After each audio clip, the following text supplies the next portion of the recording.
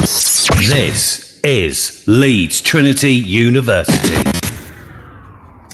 Hello and welcome to the Yorkshire Voice Newscast at 1:30. I'm Tanita Sims. Tune in for the latest news. Coming up, we'll look at updates regarding the Middle East conflict, Bradford's project to become more pedestrian-friendly, and the NSPCC's new workshop to help people spot the signs of child abuse. But first, Foreign Secretary Lord Cameron is urging Israel not to escalate tensions in the Middle East by responding to Iran's major airstrike. Tehran launched more than 300 drones and missiles on Saturday night. RAF jets helped to intercept 99 of them. He described Iran's air attack on Israel as very significant, but a total failure. Israel's promised a significant retaliation, although its war cabinet appears split on the timing and extent of any action. America says they won't be involved in any counter-offensive.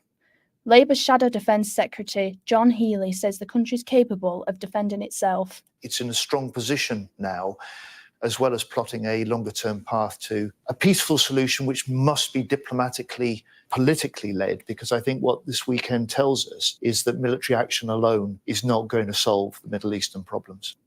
Now, the Israeli War Cabinet have met this lunchtime, vowing to retaliate for Iran's weekend aerial bombardment.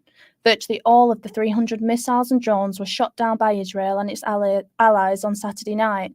US President Joe Biden is urging Israel to take the win, while Britain's Foreign Secretary Lord Cameron insists tensions in the Middle East must not be inflamed.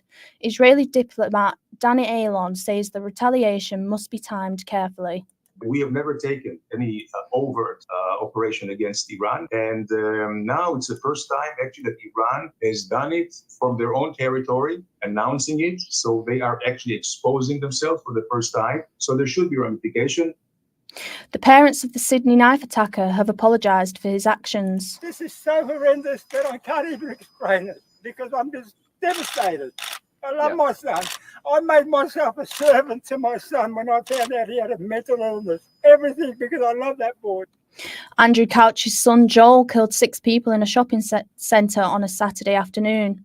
Police are investigating whether he deliberately targeted women, as 5 of his victims were female. The other was a male security guard who tried to intervene. Couch was shot dead after confronting a policewoman in the mall near Bondi Beach. And some breaking news. A police operation is underway in Sydney after several people, including a bishop, were injured in an attack during a church service. It happened in the western suburb of Wakeley, 2 days after 6 people were killed in a shopping mall in the Australian city. Police have said that victims were being treated for non-life-threatening injuries.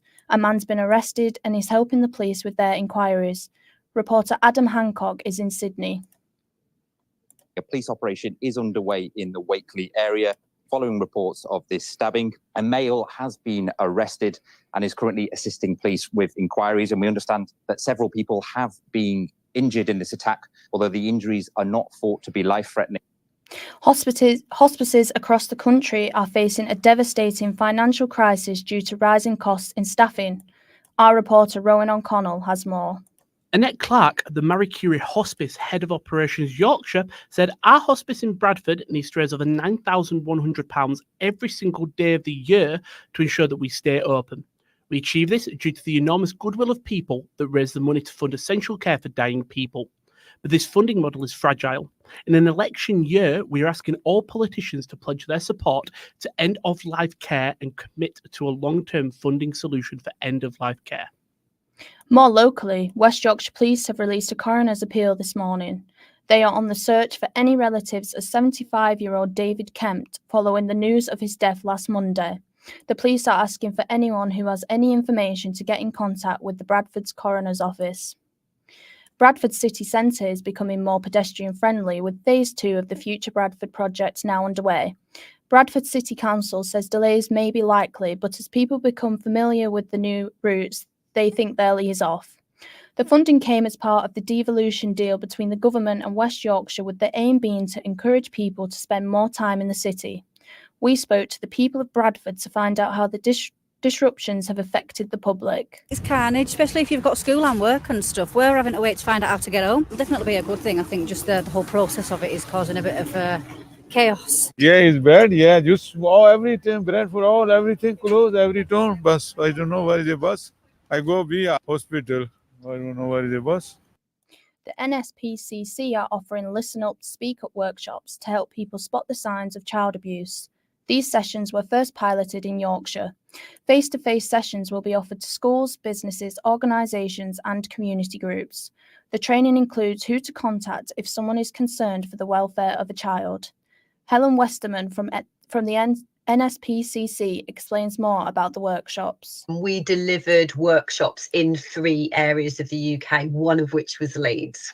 So we piloted these 45-minute to an hour-long workshops, and they're for any member of the public aged 18 plus who want to know a bit more about how to keep children safe within their own communities. This campaign is really about prevention. It's about preventing abuse and neglect, or stopping it early on, and giving families and children the support that they need.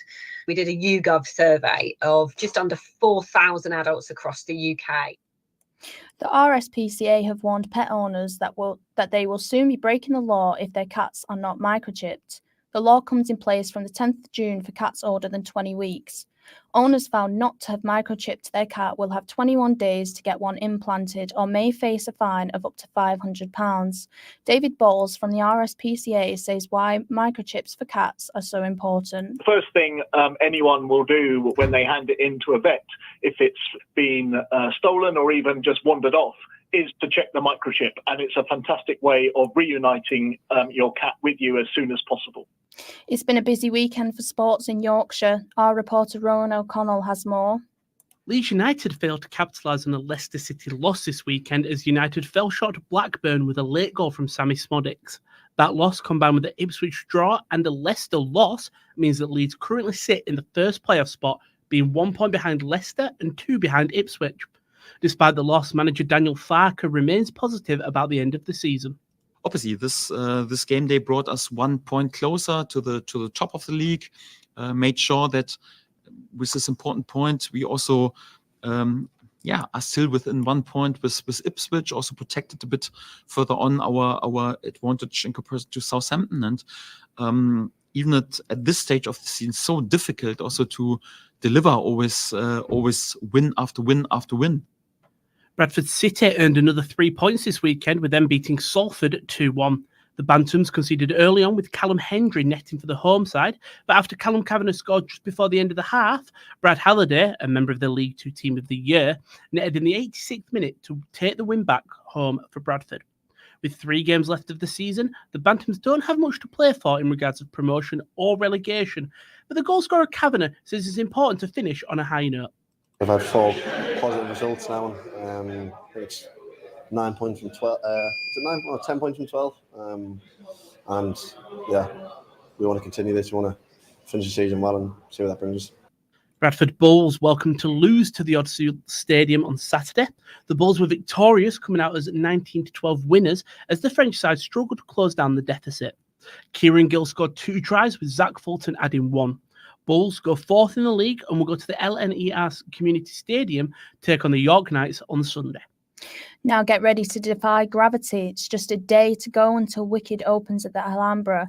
It's one of the biggest musicals of all time and has been casting its magical spell around the world for 2 decades now. Why not get yourself down there? It runs in Bradford until the 19th of May. Now for today's weather. Showers have been forecasted for the rest of the day, which is likely to turn heavy with chances of thunder. We have seen some snow already today in Yorkshire, and there is a chance of hail later in the day. There's also a yellow wind warning in place until 10 p.m. tonight. However, it is expected to become drier overnight, with Tuesday looking much warmer.